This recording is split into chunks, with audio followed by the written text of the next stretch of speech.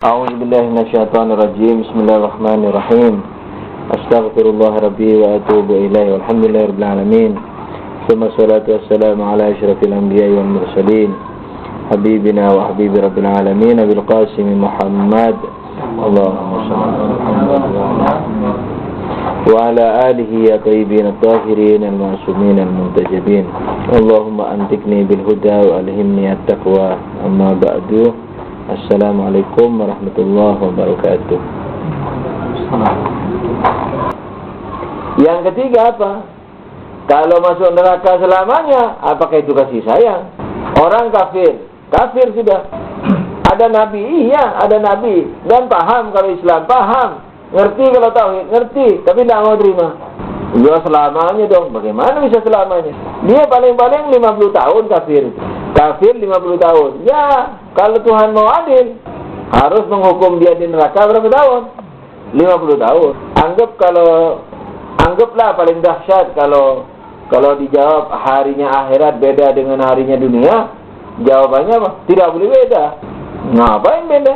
Ya, ketika beda kecilkan juga. Jadi di dunia dia kafir 50 tahun, di akhirat azabnya semenit. Karena beda. Semenitnya akhirat sama dengan 50 tahun dunia. Kalau dikatakan tidak apa-apa kan surganya juga dipanjangin. Iyalah, tidak apa-apa, oke kita terima, anggap kita terima surganya karena juga dipanjangin, nerakanya dipanjangin, beleng. Orang yang di neraka tidak mau beleng. Kalau di surga tidak mau dipanjangin. Dinomahjudkan, tidak terbataskan sebagian bagus. Yang di surga, sama yang di neraka tidak mau dibeleng-beleng. Biarin surga juga pendek, tidak apa-apa. Orang aku juga tidak akan masuk surga kok. Pendek aja sama. Akhirat dengan dunia sama. Oke, sekarang anggap kita tidak bahas lagi sudah. Anggap kita terima karena sudah dikasih tahu sama Tuhan toh. Nanti di akhirat, misalnya abadi, di dunia tidak abadi. Ya terserah kamu sudah dikasih tahu abadi dan tidak abadi. Tapi ya Tuhan sejujurnya aja kan gitu toh. Ya Tuhan sejujurnya aja. Memang aku melakukan dosa 50 tahun layak diazab secara abadi. Mana kasih sayangmu? Katanya meletakkan orang ke surga juga kasih sayang. Ke neraka juga kasih sayang. Tapi ini aku berbuat jahat 50 tahun masuk nerakanya abadi. Bagaimana itu? Di mana makna kasih sayang? Apakah masih bisa pakai senjata kasih sayang? Jawabannya bisa. Tapi ada dua penakwilan. Seingat saya kalau Muhyiddin mengatakan merubah orang itu menjadi neraka. Itu kasih sayang. Jadi Tuhan merubah itu jadi neraka. Udah api neraka panasnya. Kesempurnaan dia malah. Kesempurnaan atau panasnya api itu merupakan ketampanannya Nabi Yusuf istilahnya.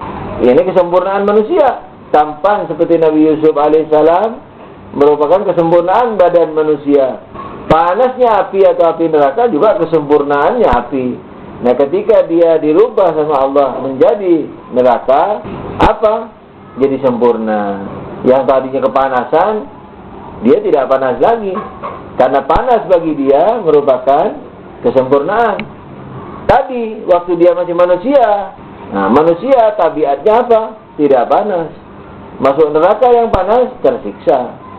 Tapi ketika manusia ini jadi api, maka kesempurnaan dia itu. Kenapa nggak diterapkan ke yang awal aja tadi? Kenapa? Nggak diterapkan ke yang awal tadi. Di sini beda penjelasan. Diterapkan yang awalnya mana? Yang awal tadi yang tidak tepat janji di situ. Semana kasih sayang. Kasih sayang juga kalau sana ditepati memang di neraka dia orang. Nggak harus disafaati. Lah iya itu kasih sayang juga. Kan bergradasi kasih sayangnya. Itu. Ini yang paling rendah nih. Nah ini yang paling rendah. Jadi apakah ini sudah lapisan terendah nih yang abadi. Yang masuk neraka sekalipun tidak abadi, itu kasih sayang juga, tapi belum terendah. Kasih sayang yang terendah ini kepada yang abadi. Jadi yang mengampuni itu kasih sayang, gradasi tertinggi. Yang masuk ke neraka tidak abadi itu juga kasih sayang, gradasi pertengahan, tingkatan pertengahan maksudnya. Yang abadi di neraka itu tingkatan kasih sayang yang terakhir. Nah, cuman ada dua penakwilan. Ada yang menakwil manusia dijadikan neraka, maka dia sempurna. Tapi Allamah Tabatabai mengatakan, dan ini yang didukung sama Allamah Syekh Jawudi, beralasan bahwa esensi tidak mungkin berubah. Esensi kan salah satu daripada, kalau nanti kita belajar di filsafat, salah satu daripada khususiat esensi itu tidak bisa inqilab, tidak bisa warune, berubah. Warune bukan, warune berbalik. Ya semacam begitu juga. Inqilab, berubah. Air bukan air, Anda bisa. Karena itu sudah jati dirinya. Air bisa aja ada, bisa aja nggak ada. Karena ada dan tidak ada bukan jati diri air. Tapi air dengan jati dirinya, manusia dengan binatang rasionalnya, itu adalah jati diri daripada manusia. Atau air dengan keairannya, itu jati diri air. Jadi air tidak bisa berubah menjadi manusia. Jadi air bukan manusia. Manusia juga begitu, tidak bisa berubah menjadi api neraka. Nah, di sini kasih sayangnya bagaimana dong? Kasih sayang Tuhan di sini apa? Dia abadi di neraka, tersiksa. Kalau yang punya Muhyiddin tidak tersiksa setelah lama. Ini tersiksa selamanya, karena tidak berkesesuaian kan? Tabiatnya manusia dingin, biasalah. Terus masuk neraka yang panas, tersiksa dia. Takwilannya dua, satu tadi itu, yakni apa?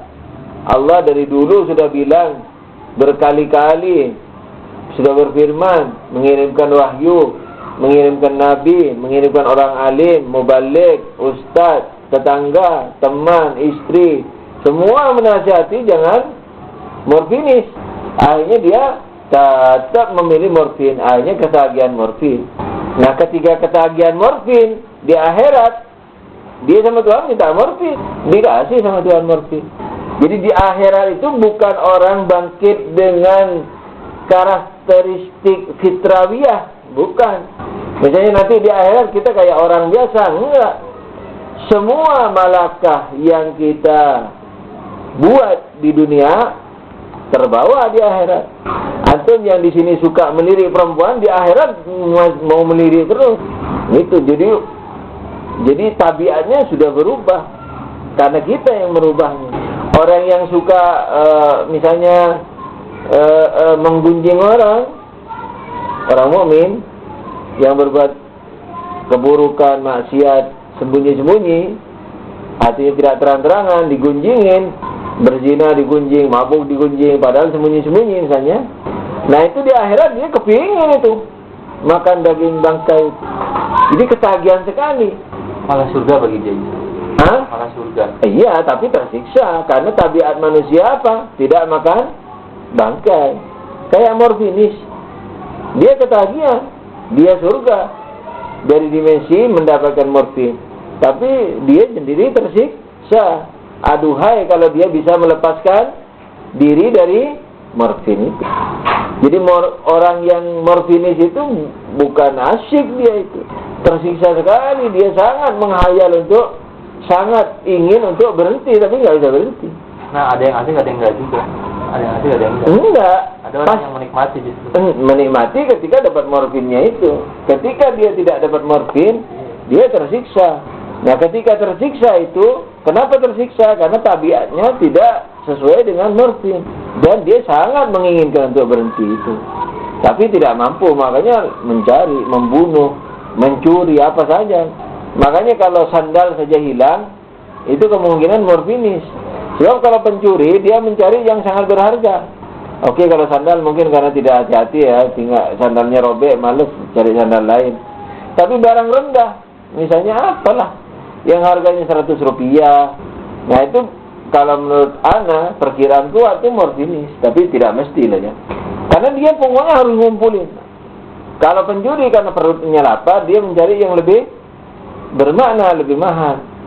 Sedikit, biar buat nasi sebungkus. Nah. Tapi kalau morfinis nggak bisa, karena harganya nggak jalan.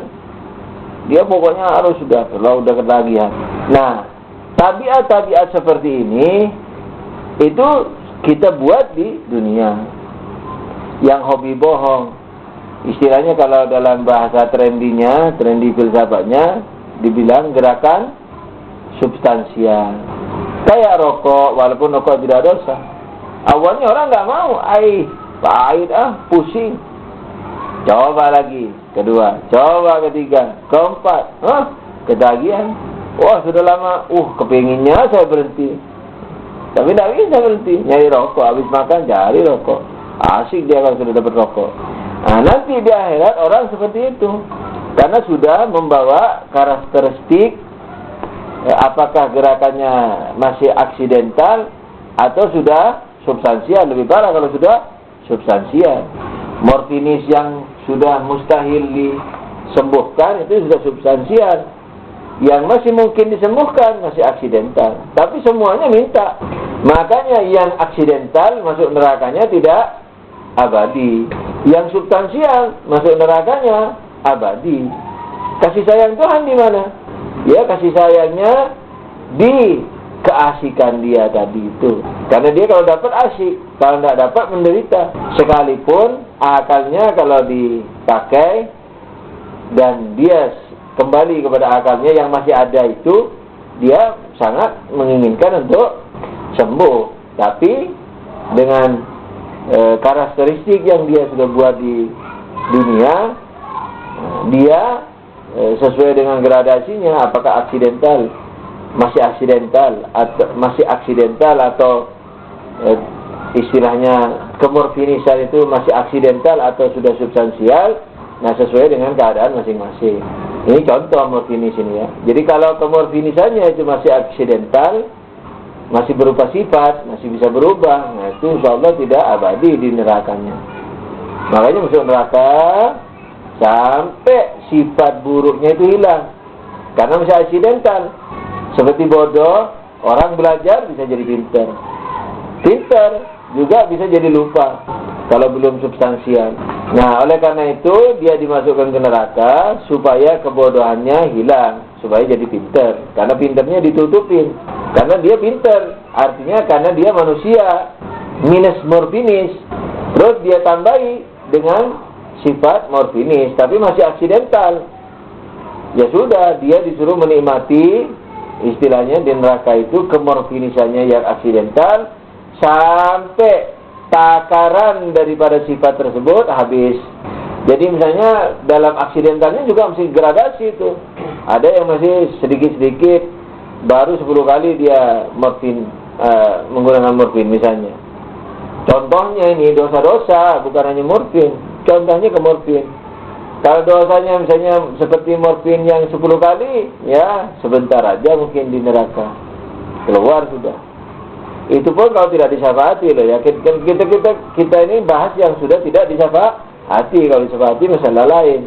Nah, yang tidak disyafaati ini misalnya dia dimasukkan ke neraka, disuruh apa? Menghabiskan gerakan dia yang aksidentalnya 10 kali, 20 kali, 100 kali. Kalau sudah habis, dia masuk surga. Tapi yang substansial abadi itu di sana. Karena substansial itu sudah menjadi kemanusiaan dia. Yakni apa? Dia yang tadinya manusia binatang rasional, kemudian yang teman-temannya yang morfinis itu sebagai sifat, zatnya binatang rasional, morfinis sebagai sifat karena manusia aksidental. Yang substansial ini enggak, sudah menjadi zat dia. Bisa disyafaati enggak?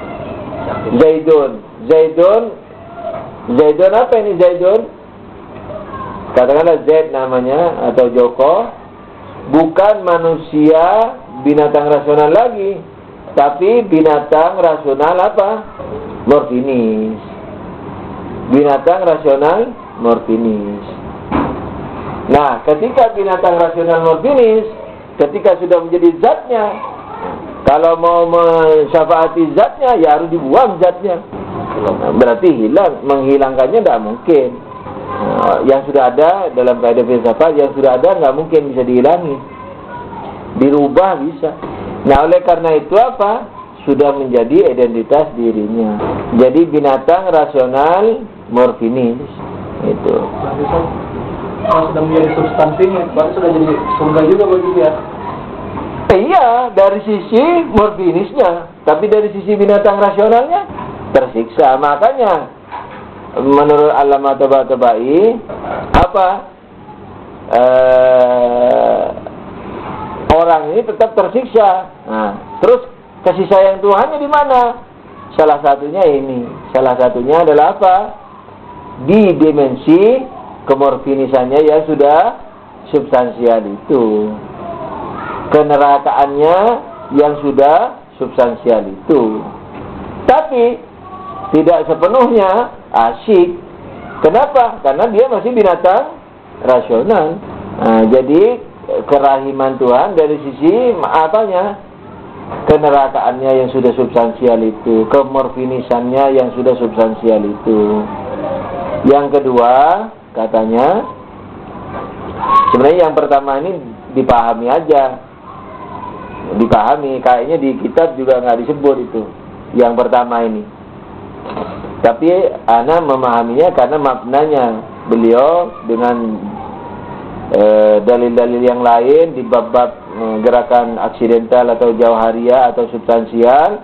Nah, ana menakwili beliau seperti ini. Ana sudah lupa apakah beliau mengatakan seperti tadi itu atau tidak, tapi perkataan tadi itu pasti benar karena sesuai dengan pokok pemikiran daripada beliau yang juga Mulazadah juga begitu, Abu Jawzi juga begitu mengenai gerakan aksidental atau substansial bagi seluruh makhluk termasuk manusia. Nah, tapi yang ana ingat yang ada di kitab adalah apa? Beliau mengatakan kerahmanan Tuhan bagi orang yang abadi neraka itu kapan? Terjadi manakala neraka ditutup. yakni ketika orang waktu masuk awal-awal neraka dibuka, orang-orang masuk neraka, itu pintunya nggak ditutup. Karena masih banyak orang yang keluar, apakah siksanya sudah habis, atau di tengah jalan siksanya datang syafaat. Nah, sehingga orang yang istilah tadi substansial itu, orang yang calon abadi di neraka itu, siksa yang dialami di dalam neraka itu sangat menyiksanya. Kenapa? Karena dia masih menunggu datangnya syafaat atau pertolongan. Sangat tersiksa. Tapi ketika suatu saat sudah habis, yang mau disyafaati sudah habis, yang mau keluar juga sudah habis, neraka ditutup. Nah, begitu ditutup, dia mengatakan, aduh, sudahlah, di sini tempat saya. Itu berkurang siksanya. Secara natural loh itu. Persis kayak kamu ketika menunggu calon istrinya. Janjian katakanlah di halte bis di Blok M jam 9. Wah, jam 8 sudah datang nih. Jam setengah 9 deg-degan. Jam 9 pucat wajahnya. Toh, tapi apes, tidak kunjung datang. Wah, tersisa sekali. Tidak bisa diam, mau pasti toleh kanan kiri. Tangannya memegang apalah. Mukul-mukul tangannya kanan-kanan, tangan kanan mukul tangan kiri. Kursi duduk halte bis jadi hancur, dicoret-coret, gregetan, semua tersiksa sekali itu. Sampai jam 10, wah semakin tersiksa. Jam 11 sampai jam 5 sore tersiksa. Tapi akhirnya dia bilang, tidak datang, masa jam 5 masih mau datang. Nah, hilang itu siksanya, berkurang. Keselnya tetap ada, sedihnya, tapi berkurang. Begitu pendekatannya beliau. Tapi bukan calon istri nih. Ini maksudnya, ini contohnya dari saya, pendekatannya beliau secara isyarat para filosof yang sudah sama-sama memahami, murid yang ngerti filsafat udah paham. Ketika putus asa siksa berkurang, sudah putus asa, sudah paham. Karena itu keadaan daripada rohania daripada manusia. Jadi keadaan rohanianya apa? Ketika dia masih mengharap, tapi yang diharap tidak ada, itu tersiksa. Tapi ketika dia sudah tidak mengharap, sama-sama tidak ada, siksanya berkurang. Antum juga begitu, misalnya di partai, di organisasi, ketika masih menganggap antum bisa jadi calon ketua, bisa menjadi ketua, wah, hiruk pikuk, siang malam kurang tidur. Bagaimana rencana? Wah, pokoknya tersisa sekali hidupnya. Tapi ketika antum sudah tahu bahwa Nggak ada harapan. dah mungkin deh aku bisa jadi, dah ada harapan. Nah, siksanya berkurang, keselnya ada karena tidak bisa jadi ketua. Maka itu dalam istilah filosof atau orang arif, orang aulia, kaya itu bukan punya harta. Kaya tidak perlu harta. Nah, itu.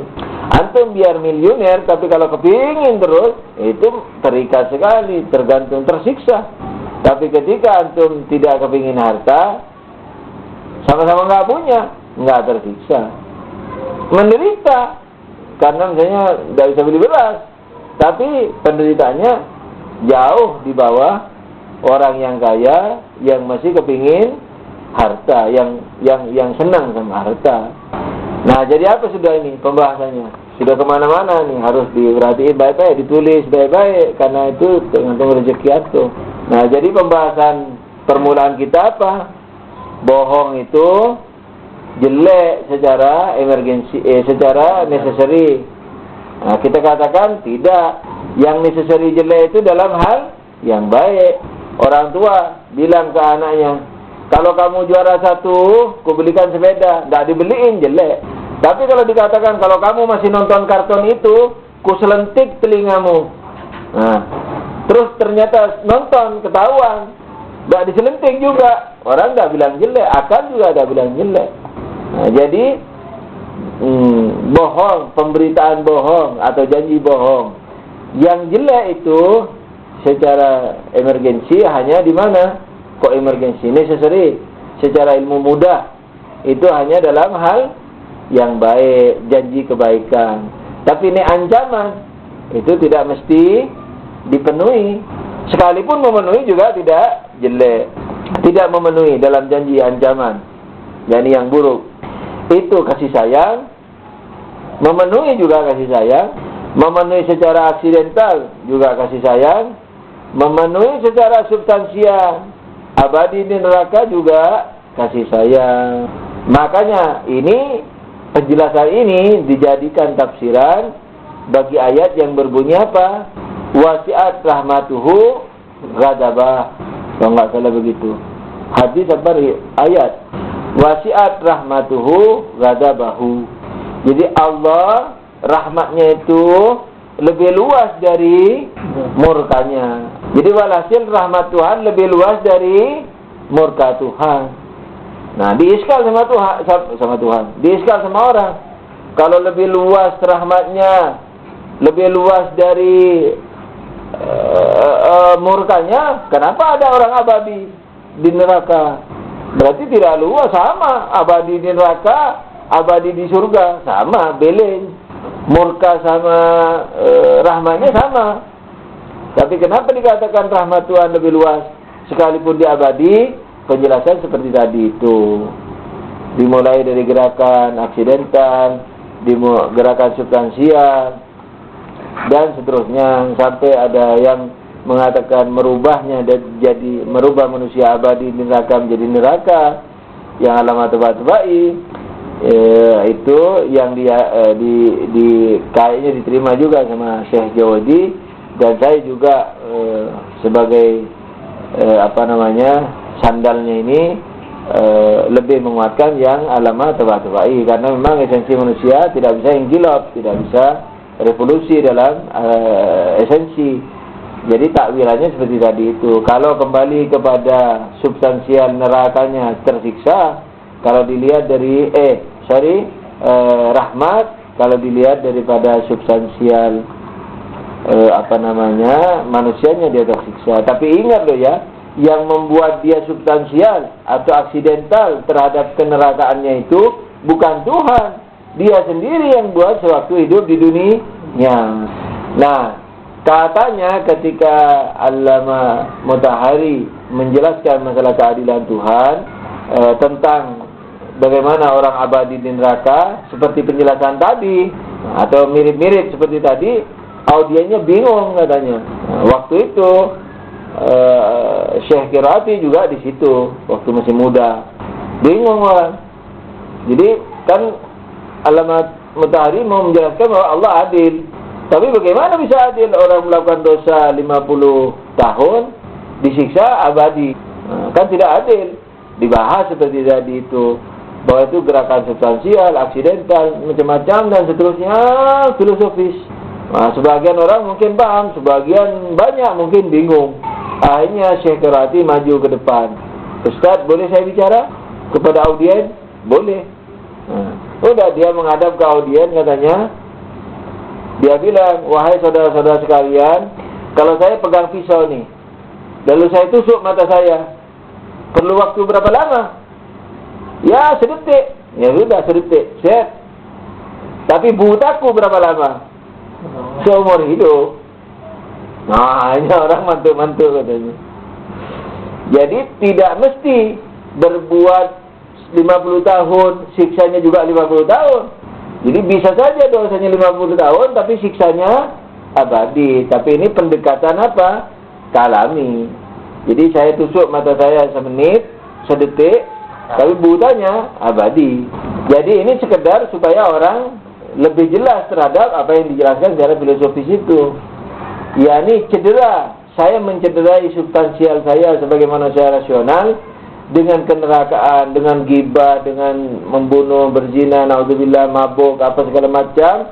Itu sampai ke tingkatan buta substansial enggak? Itu. Kalau sampai ke tingkatan substansial butanya, ya udah saya yang membutakan diri saya. Dan membutakannya saya dengan diri saya, yang membutakan diri saya itu yang sampai ke tingkatan substansial itu dalam 50 tahun. Dalam 50 tahun. Sama dengan ketika saya menusuk mata saya dengan pisau dalam semenit. Tapi efeknya butanya seumur hidup. Di neraka juga begitu. Jadi awalnya jangan dikembalikan ke Allah Subhanahu wa taala pembutaannya. Oke, kita baca halaman 70. Sifat ke-8 as-sidqu. Qala as-saminatu, yang ke-8, annahu ta'ala shadiqun, bahwa Allah jujur, bahwasanya Allah taala jujur. Annahu yakni anna Allah taala jujur. Kenapa? Li'annal kizba qabihun bid-darurah. Karena bohong itu jelek secara ilmu mudah, secara necessary, secara niscaya, tidak bisa tidak. Nah, tidak bisa tidak juga bukan. Darurah yakni apa? Ilmu mudah. Jangan niscaya. Sebab niscaya juga bisa ada yang niscaya yang tersembunyi. Nah gitu. Seperti H2O niscaya bagi air. Tapi apakah ilmu mudah bagi kita? Tidak. Jadi daruri ilmu mudah. Darurah yakni ilmu mudah. Wallahu ta'ala munazzahun anil qabih. Dan Allah apa? Bersih dari, maha suci dari jelek. Kenapa? Li istihalatin nafsi alaihi. Karena jelek itu nakas. Karena jelek itu kurang. Kenapa jelek itu kurang? Karena tadi itu ya lupa, ya tidak tahu, ya iseng dan seterusnya. Di mana itu merupakan apa? Semuanya merupakan kekurangan. Nah, tadi udah diterangin bahwa kizib itu jelek itu hanya dalam hal janji kebaikan, dimensi yang kebaikan, dimensi baik. Tapi dimensi yang buruk dalam artian ancaman itu tidak jelek bohong. Ini bohong tidak jelek. Kemudian penjelasannya, saya berkata, min sifatihi subutiyah kaunuhu ta'ala shadiqan. Kaunuhu shadiqan. Bahwa salah satu sifat daripada sifat positif, sifat yang mesti ditetapkan kepada Allah adalah Allah apa? Shadiq, jujur. Shadiq itu apa? Wasidku huwa al-ikhbarul mutabiq. Jujur yakni memberitakan yang sebenarnya, yang niscayanya. Al-ikhbarul mutabiq yakni apa? Pengkabaran yang sesuai. Mutabiq yakni sesuai. Kalau tidak mutabik itu tidak sesuai. Wal kizbu wal ikhbar al ghairul mutabik. Sedangkan bohong lawannya yakni pengkabaran yang tidak sesuai. Li'annahu law lam yakun shadiqan. Kenapa Allah harus shadiq? Li'annahu, karena kalau tidak shadiq lakana kadziban. Kalau tidak shadiq berarti bohong. Kalau tidak jujur ya berarti bohong. Wa huwa batilun, dan bohong ini batil kepada Allah, tidak benar kepada Allah. Kenapa? Li'annal kizba qabihun daruratan. Karena bohong itu merupakan hal yang jelek secara ilmu mudah, secara necessary. Fayalzamu ittisaful bari bil qabih. Nah, karena bohong itu jelek, maka kalau Tuhan itu bohong berarti Allah jelek. Berarti Allah disifati dengan qabih, dengan jelek, dengan sifat jelek. Wa huwa batilun lima ya'ti. Dan hal jelek ini adalah tidak benar, sebagaimana nanti akan diterangkan. Wa aidan di sini tidak diterangin jeleknya separuhnya diterangin. Wa aidan begitu juga al-kidbu naqsun, bohong itu kekurangan, yakni bersumber kepada kekurangan. Wal bari ta'ala munazzahun anin naqas, sedangkan Allah mestilah kita sucikan dari semua kekurangan. Begitu. Nah, ada tak ulang lagi nih, lanal kizba qabihun. Kizba di sini yang qabih di mana? Di janji kebaikan, tapi kalau ancaman tidak qabih. Walhamdulillahirabbil alamin. Ada pertanyaan? Yang ini? Walhamdulillahirabbil alamin. Wa sallallahu ala Muhammadin wa alihi tahirin. Allahumma shalli ala Muhammad wa ali Muhammad. Ketika ditanya ada pertanyaan masih memikir, berarti memang tidak ada. Jadi menurut filsafat ini diskor semua saja ya? Hah? Diskor semua ini, semua profesi ini. Ini? Semua profesi ini diskor semua ini. Ya, iya lah kira-kira. Kita lihat, anak ini semuanya kayak itu. Termasuk kesimpulan juga. Anak belajar Babul Hadi Asyar ini dulu kepada Syekh Ja'far Hadi. Jadi sebelum anak belajar filsafat, jadi tidak ingat apakah nanti teriskal terus oleh kita nanti. Anak tidak ingat. Seandainya anak baca lagi, ini pengulangan anak setelah filsafat. Jadi anak tidak bisa menjawab sekarang. Ya, lihat saja nanti apakah kita iskal terus atau tidak. Tapi iskalnya biasanya bersifat penyempurnaan, penyalahan dalam tanda kutip kadang-kadang sebagiannya. Jadi sekalipun sudah disalahin, tapi masih bisa dijadikan hujah. Jadi orang sekalipun berpendapat dengan yang keliru itu, kalau dia berdasar kepada lahiriah Quran, itu dimaafu sama Allah, dimaaf sama Allah. Kalau di kacamata filosof begitu. Yang penting dia sudah punya semacam, ya bukan semacam, punya dalil setidaknya lahiriah daripada Quran. Kecuali kalau sangat-sangat bertentangan dengan akal daruri, dengan akal yang mudah. Jadi kalau Quran bertentangan dengan akal yang mudah, lahirnya Quran, lahiriahnya masih juga diikuti, mungkin tidak dimaaf sama Allah. Kok bisa Quran bertentangan dengan akal yang necessary, akal mudah, ilmu mudah? Bisa. Seperti di mana? Wajah rabbuka wal malaikatu saffa. Tuhan datang bersama malaikat nanti di akhirat berbaris. Nah, itu ayat tuh. Terus kemudian juga yang bertentangan sekali dengan akal yang mudah, tidak perlu akal yang filosof, akal mudah, ilmu mudah, baris. Jadi komandannya itu membangun. Itu maknanya syafaat itu menghilangkan siksa dari kuno atau menghabiskan gunanya di neraka dulu atau gimana syafaat maksudnya? Kalau menghabiskan dosanya di neraka itu tidak dikenal syafaat. Ya memang sudah selayaknya dia disiksa. Syafaat itu yakni menghilangkan dosanya tanpa disiksa. Nah, itu penjelasan filsafatnya. Syafaat itu adalah ketika orang itu masih mukmin sama Allah, masih beriman sama Allah, sekalipun pemabuk, morfinis misalnya, ketika dia beriman kepada Allah, berarti masih ada cercahan cahaya di dalam dirinya yang diselubungi, yang ditutupi dengan dosa-dosa dia itu. Jadi cahaya itu tidak menyeruak keluar. Kalau diibaratkan bawang misalnya, sangat kecil di inti bawang itu, atau ya adalah sebutir katakan sebutir jagung cahayanya, diliputi dengan lapisan-lapisan bawang bombaynya itu, misalnya yang sebesar genggaman tangan. Nah itu lapisan dosa-dosa dia, kayak gitu. Nah, kalau dia dimasukkan ke neraka, lapisan pertama hilang, kedua, tiga, empat, sampai yang menutup cahayanya itu hilang. Berarti cahayanya menyeruak. Nah, ketika cahayanya menyeruak, dia masuk surga. Nah itu bukan syafaat, itu perjalanan yang natural. Sebagaimana dulu cahayanya dia di dunia, tidak ada lapisan-lapisan bawang bombaynya itu, dosa-dosa itu, karena dia lahir dengan fitrah, belum ada itu. Kemudian setelah dia buat dosa-dosa, membuat lapisan bawang bombaynya itu, lapisan dosa-dosa dia, sebagaimana dia juga dulunya di dunia fitrah, tidak ada lapisan-lapisan itu, lalu dia buat lapisan-lapisan itu.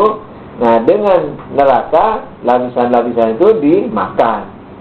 Nerakanya memakan lapisan pertama, lapisan kedua, terus sampai hilang, sampai dia bercahaya tanpa lapisan kegelapan, baru masuk surga. Sebenarnya tidak masuk, tidak keluar. Kalau di filsafat, ya dia sudah jadi orang surgawi yang mencipta cahaya kebaikan. Sebab kalau di filsafat yang Anda pahami, surga itu bukan tempat, neraka bukan tempat, bukan kebun. Surga itu bukan kebun, neraka juga bukan bujana raksasa yang penuh api, tapi tingkatan. Jadi ketika antum ini cahaya fitrah, cahaya tauhid, segala macam akal sehat, segala macam ditutupi dengan neraka, maka antum memang mengeluarkan neraka. Bukan antum, nah kita semua mengeluarkan neraka, memang mengeluarkan api neraka. Nah tapi karena kita manusia panas, karena kita manusia takut. Nah ketika kita takut, takutnya itu tanpa halangan, makanya menjelma lagi nerakanya. Kayak antum takut sama hantu di kuburan tengah malam, ketika tanpa halangan, takutnya itu murni, takutnya itu sampai ke tingkat puncak, hantunya keluar betul, padahal nggak ada. Jadi punya kekuatan mencipta, itu yang disebut mencipta hantu. Di akhirat juga begitu, mencipta api neraka. Orang yang penipu, wajahnya ular, tapi dia manusia, binatang rasional ular. Nah binatang rasional manusia takut sama ular, tapi takutnya sampai ke tingkat puncak karena dia sudah bukan materi. Kalau kita di kuburan kadang-kadang belum puncak takutnya, masih tolah-toleh, masih memungkinkan ada manusia yang kan ketika di kuburan malam-malam ada kresek-kresek, akal masih bilang mungkin orang, mungkin hantu, hantu ini. Nah ketika hantu betul pocongan keluar, dikejar lagi, kita lari lagi. Orang lain dia tidak ada. Tapi kalau di akhirat, kresek-kresek suara manusia udah nggak ada, murni, karena tidak ada materinya. Jadi kemungkinan lain kecuali api nggak ada, kecuali ular nggak ada. Dia takut ular, murni itu keluar ular, menggigit dia. Takut lagi, terus begitu sampai lapisan bawangnya habis. Nah ketika bawangnya habis, sudah keinginan suci, kepingin ayam yang separuh kambing, macam-macam. Iya, karena tidak ada pengaruh materi. Kurma, kan ada pernah Imam Ridha ditanya, katanya yang dimakan siapa? Rasulullah apa? Iya, yang dimakan Rasulullah ada yang mengatakan yang di surga itu apel, ada yang kurma, ada yang gandum, atau yang dimakan Nabi Adam, yang buah khuldi itu. Anda sudah lupa. Tapi intinya bermacam-macam dalam riwayat. Ada gandum, ada apel, ada kurma. Kata Imam Ridha apa? Semuanya benar. Loh kok bisa? Ya, begitulah buah di surga. Nah, Imam Ridha tidak menjelaskan filsafatnya, sekedar menjelaskan hakikatnya. Karena yang ini belum belajar Babul Hadi Asyar, belum belajar Syaitajri, belum belajar Bidayah Nihaya, Syabzawari, Asfar, belum. Gimana mau diterangin? Tak mau pusing. Ya sudah, yang sama-sama benar, karena buah di surga begitu, udah. Tapi kalau dibaca dengan pengertian filsafat, buah di surga begitu. Kenapa? Karena tidak ada dimensi materialnya. Dia dimensi barzakhi. Nah, ketika barzakhi, tidak ada larangan. Di dunia, buah apel karena ada materinya, melarang buah kurma. Ya. Tapi kalau di akhirat enggak. Dia juga bisa sekaligus kurma. Jadi nanti ada daging ayam yang betul-betul misalnya separuhnya daging burung, separuhnya daging kambing, sapi. Nah, kalau di restoran Iran yang namanya kabob bakhtiari itu mirip dengan yang di surga itu, mirip. Jadi satu tusukan sate itu dicampur antara daging kambing dengan daging ayam. Itu antum kalau mau coba silahkan coba. Ada kabob bakhtiari, atau minta aja bakhtiari. Wah, apalagi. Dan itu kayak menyatu memang. Saking bagusnya dia buat itu dagingnya. Kan ditumbuk-tumbuk dulu itu sebelum dibakar kayaknya. Itu kayak nempel gitu. Kalau dimakan itu kayak nempel. Nah, di surga bukan nempel, satu betul. Itu. Makanya tulangnya umpamanya kalau masih ada tulangnya pas kalau kita ingin yang bertulang toh. Diriwayatkan begitu, tulangnya dibuang jadi malaikat. Nah, itu kan tidak ngerti filsafat, bingung. Atau percaya, sudah tidak usah bingung. Pokoknya apa kata Imam Maksum, kata Rasul, selesai, sudah jadi malaikat, sudah, tidak usah tanya-tanya lagi. Makan ayam, tulangnya dibuang jadi malaikat, tidak usah bingung lagi. Tapi kalau filosof, ya senyum-senyum. Kenapa? Karena tulangnya tulang barzakhi alias malaikat. Malaikat kan non materi, ya sudah. Tulangnya itu memang sudah malaikat. Nah, jadi masuk neraka, keluar neraka, masuk surga, keluar surga, tidak ada ya. Kecuali kalau masih materi, seperti Rasulullah. Iya, masih kalau masih materi. Kan di buku saya itu anak rinci itu. Kenapa orang masih bisa keluar, Nabi Adam keluar, Nabi Muhammad masih keluar bisa dari surga, karena masih beliaunya masih materi. Nah, kalau sudah tidak ada dimensi materinya, mati betulan, sudah kiamat kubro nanti. Kalau masih mati masih ada hubungan dengan materi, karena roh manusia masih ada hubungan dengan tulang belulang yang ada di kuburan itu. Tapi kalau sudah kiamat kubro, udah nggak ada bumi, tulang belulang juga nggak ada, udara juga udah nggak ada. Nah, di situ non materinya murni, walaupun barzakhi manusia ada yang sampai ke akli, nggak ada masalah. Walhasil dimensi materinya hilang, maka cahaya yang dilapisi dosa-dosa tadi itu termakan oleh ketakutannya dia tadi itu, takut ke api, datang api, makan kayak takut hantu, sampai lapisan pertama hilang, kedua, ketiga, sampai tinggal cahayanya. Ketika cahayanya udah nggak ketutupi halangan, maka semua keinginannya kebaikan. Keinginan baiknya sama, nggak ada ganjalan materi lagi, kayak orang yang takut dia hantu di kuburan itu persis juga begitu, tapi dimensi kebaikan. Ingin ayam yang daging sekaligus ayam yang juga sekaligus kambing, ingin apel yang sekaligus kurma, dan seterusnya. Sama keinginannya pasti baik, semua sudah di situ. Tapi itu masih natural. Yang kurang natural atau tidak jelas naturalnya kalau syafaat. Jadi perjalanan syafaat ini di luar natural yang umum. Dia masih natural, tapi natural yang umum. Maksudnya cahaya dia itu istilahnya menyeruak, istilahnya dibantu oleh tenaga luar. Tapi luar dalam bukan materi loh ya. Maksudnya bagaimana? Ketika orang beriman kepada Allah, ditutupi dosa-dosa. Iman kepada Allah itu kan ada dimensi Allah di dalam itu. Nah, Allahnya itu yang mendorong cahayanya itu menghancurkan lapisan-lapisannya itu. Itu syafaat. Enggak, karena ada dianya di dalamnya. Jadi iman dia kepada Allah kan substansial itu bagi dia. Nah, substansial iman dengan substansial zina, anggap sudah zina sampai ke tingkat substansial. Substansial iman dengan substansial zina bertentangan. Kan bertentangan tuh. Nah, substansial iman ini itu yang iman kepada Allah, berarti ada unsur ilahiyahnya di dalam itu.